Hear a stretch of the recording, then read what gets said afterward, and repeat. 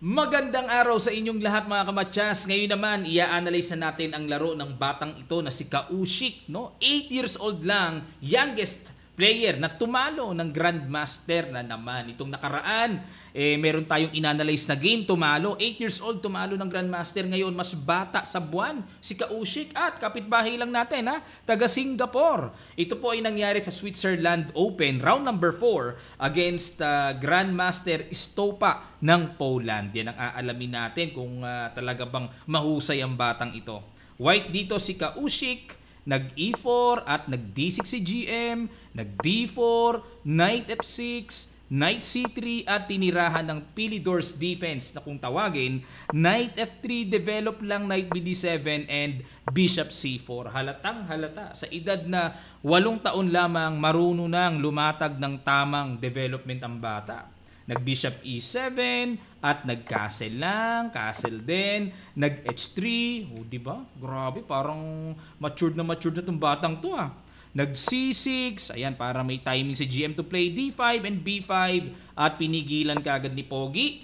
Nag-A5 din para pantay ang space sa queenside. At nag-rook E1. O, tingnan nyo mga tiro. Mga tirang parang veterano na datingan. Nag-H6 si GM para in the future wala nang Knight G5. At dito nag-Bishop A2. Tingnan nyo mga tirada. Maingat. Para makaiwas sa Knight B6 tempo move. At nag-Rook E8 dito. Ayan, develop lang. At pressure sa E-file mamaya. Nag-Bishop E3, develop, and nag-Bishop F8. Minarkahan ng bad move dito si GM. Dapat daw po ang tira dito ay capturing na ang pawn sa D4. At kapag nag-Knight X D4, magna-Knight C5 to attack the E4 pawn.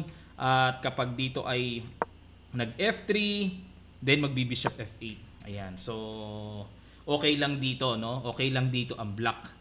Pero dito kasi nag-Bishop F8 muna. Tingnan natin ang kaibahan. Nag-Queen D2, angat lang, connect the Rook, at nag-Queen C7.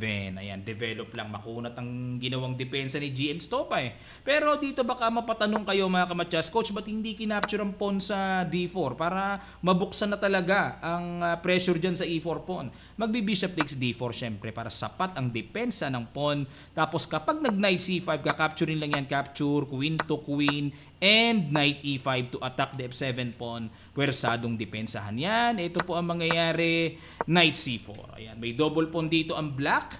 At yung pawn sa A5 hindi maiwanan ng tore. At meron pang weak B6 square ang black. Sa madaling sabi po, positional advantage dito ang white. Pero balik tayo dito. Nag-Queen C7. Ang kunat ni GM Sa isip niya, bata ito, bibigay ito. Ang ginawa ay yun. Naku, grabe. Well-trained ang batang ito, mga kamatyas. Ang ganda ng ginawa. Knight H4. Good move. Gusto ng computer engine kasi pupunta sa F5 Pag naihatid ang knight dyan, maraming mga kalikali quotations dyan na magagawa. Nag-Knight H7. Naku, isa pang good move na talagang nagustuhan ng computer engine ay Knight G6. Ayun, to eliminate the dark square bishop. Galing. Nag-E takes D4, Bishop takes D4, at nag-Knight to C5. Ayan pressure lang. Okay, at dito po ay nag-F4. Yun lang. Okay? So, dyan medyo kahit pa paano nabutasan ng computer engine. Dapat daw po ang solid move dito ay Queen to E3. Ayun, yan pala tira, no? And Knight E6, Knight takes F8, Knight H takes F8 at yan, binabasa ko po kasi dito yung analysis Bishop B6, Queen E7 and Rook A D1. Okay, so slightly plus for white kasi nasa kamay ng puti ang bishop pair, weak ang D6 pawn, weak ang A5 pawn. Yan, okay? So, yan ang much better. Pero ang ginawa dito ni Kaushik ay nag-F4. Ayan, mukhang gusto niyang umatake ng E5 or F5. Ang ginawa dito, nag-Bishop to E6. Ayan tinapatan na ang strong bishop. And nag-Knight takes bishop na, Knight takes F8. At dito nag-F5. So, another dubious or risky move. Dapat daw po, ang tira ay Bishop takes lamang after Knight takes E6. Ayan, and simple Bishop F2. Okay, ganyan-ganyan lang. Tapos mamaya rook a d1, markahan ng weak pawn, tapos i-timing ang attack f5. Yan. Kailangan kasi ng mga right timing sa pag-atake mga kamatsas, no? Meron kasing attacking kung tawagin ay hilaw eh. Dapat medyo ano na, kung hindi man lang hinog eh, kahit papaano maniba para medyo effective. Pero dito kasi balik tayo, nag f5 kaagad eh, hilaw pa. Bishop takes a2, rook takes a2, and nag f6. Ayan, nasa isip dito ni GM, okay, dadalhin ko na ang knight ko dyan, napakatigas niyan pag nakarating sa e5 square. Ayan, at nag-win f4 dito, knight f to d7, nag-knight d1. Grabe itong bata na ito. Mabigat, ano? Tingnan nyo, nagmamaniobra, no? At itong knight d1, may napapansin ako dito parang magandang maneuvering. Ayan, ilalagay ang Tory doon to pressure the g7, h6 towards the black king. Yan ang maganda dyan. Tingnan natin. Nag-knight e5, rook a3. Grabe, sa 8 taong gulang, nakakaunawa na ng ganito. Nag-king h7 and knight f2, queen f7, at nag-g4. Ayun. Kasi syempre, along the way, nag-aaral pa ang bata, no? Pero ang tamang tira daw po ay yun lang. Tira ng computer b3. Masagwa. Kasi ang Torre nandyan na tapos ilalak ng b3, paano pa makakaswing sa g3? So, questionable din eh, no? Mahirap magawa ng human eye yan. So, dito tayo ngayon sa g4 at nag-queen c4. Kaya naman pala kailangan ng b3 kasi may papasok ng queen c4 na makapagbibigay ng pressure. Ayan, nagkaroon ng double attack.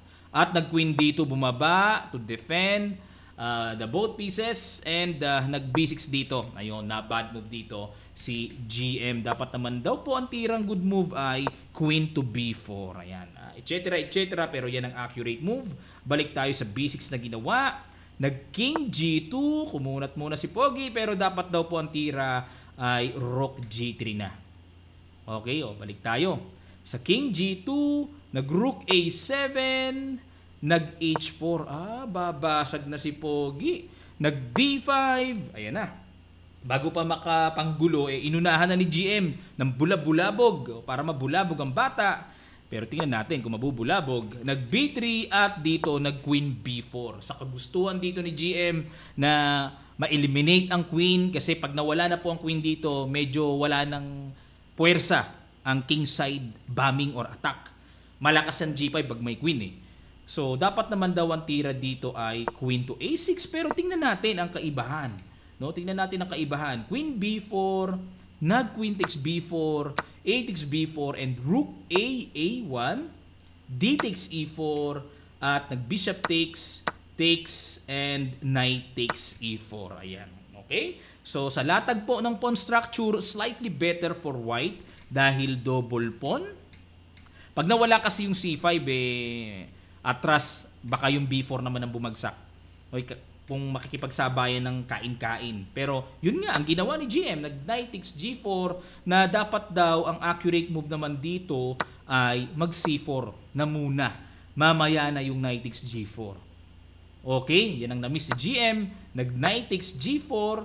Ayun, okay. Sige po mga kamatsas. Bakit naging bad move ang tira na yan? At natumbukan ng 8 taong gulang na bata na ito na si Pogi ang tamang tira. Winning kagad. Pakiguess nyo po sa ilang sandali lang, tutuloy kagad natin. Start!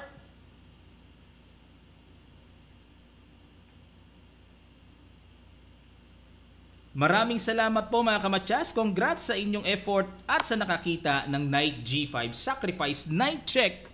Obligadong i-stop muna yung check na yan. Ayun, bagsak ang Torre, nadali. Quality up ang bata. At nag-knight f6, syempre, di basta-basta mag-resign ng GM, masakit, 8 taong gulang yan. Nag-g4, rook takes pawn, rook d7 para makagulo-gulo, a5. Grabe, napakawais. Check, kain yan, pero baliwalay kasi merong a6, a7, a8. Ang galing ng batang ito, kamangha-mangha na talaga ang chess. Ayan, nag-rook d4 para with the idea of knight h5 check. Ayan, para may immediate impact agad. Pero napakawais ng batang ito. Bakit pa abutin pa niya sa check? Ang iso din, A6, naku po, ang bigat ng tira, obligadong bumalik. A7 at nag-rook A8, king takes G4, king G7, and nag-king F4 dito at nag-resign na po ang Grandmaster. Grabe, no? Kamangha-mangha. Sa edad na 8 taong gulang, parang naaabot ng batang ito yung normal instinct and ideas ng titled player. Grabe. Napamangha ako dito, mga kamatyas. Yung mga nakikita rin ng bata eh. Aba, bakit kaya ganun? Mahiwaga na talaga chess ngayon, ano? Ayan, proud din tayo kasi kapitbahay natin yan, taga Singapore. Anong malay nyo, pag sumikat ang batang yan, ay maimbitahan ng kamatyas sa ating mga hinaharap na tournaments, God willing, malapit lang Singapore lang, di ba? Magpa-federated tournament tayo uli dito. Baka maimbitahan natin yan, di meron tayong celebrity player ulit sa mga darating at sa hinaharap na tournament natin. Okay, yan po mga kamatyas. Maraming salamat po. Shout out sa lahat ng mga nagpapa-shout out. Ang dami nyo po, hindi ko na maisa-isa. Sorry po Pero sisikapin ko po makapili ng isa, dalawa sa susunod. Ayan, maraming salamat po ulit. Sana natuto kayo, na-inform kayo sa game na ito at talagang marami pong nag-request nito. Ayan, pipili uli ako ng mga interesting games. Yan po ang inyong abangan mga kamatyas. Nandito lang po si Coach Naba. Bagamat wala po ako sa bahay, wala po ako sa sarili kong studio, pero gumagawa po ako ng paraan para makapag-record pa rin at maihatid sa inyo ang lesson na makakatas natin sa bawat ginagawa nating mga videos. Maraming salamat. Magkita-kita pa tayo sa mga susunod pang videos.